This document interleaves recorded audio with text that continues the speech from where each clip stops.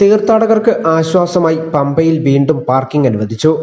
5 വർഷങ്ങൾക്ക് ശേഷമാണ് പമ്പയിൽ വീണ്ടും പാർക്കിംഗ് പുനരാരംഭിക്കുന്നത്. ഹൈക്കോടതി ഉത്തരവിന്റെ അടിസ്ഥാനത്തിലാണ് ഹിൽ ടോപ്പിൽ വാഹനങ്ങൾ പാർക്ക് ചെയ്യാൻ അനുവദിച്ചത്. ആനയിറങ്ങുന്ന സാഹചര്യം കണക്കിലെടുത്ത് ചക്കുപാലത്ത് പാർക്കിംഗ് അനുവദിച്ചിട്ടില്ല.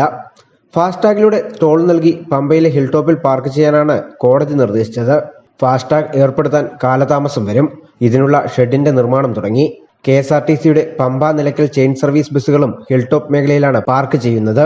2018 മഹാപ്രളയത്തിനു ശേഷമാണ് പമ്പയിൽ parking നിരോധിച്ചിരുന്നത്.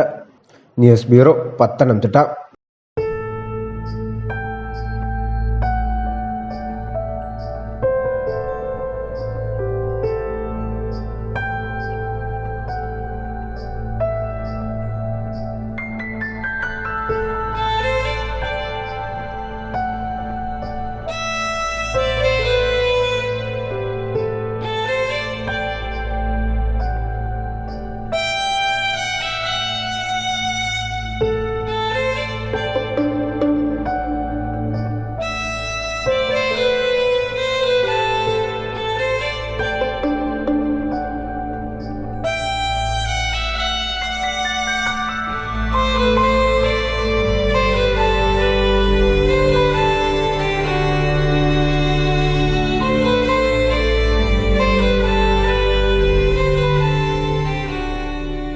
Mount Zion Medical College Hospital, Adur, Pathanamthitta.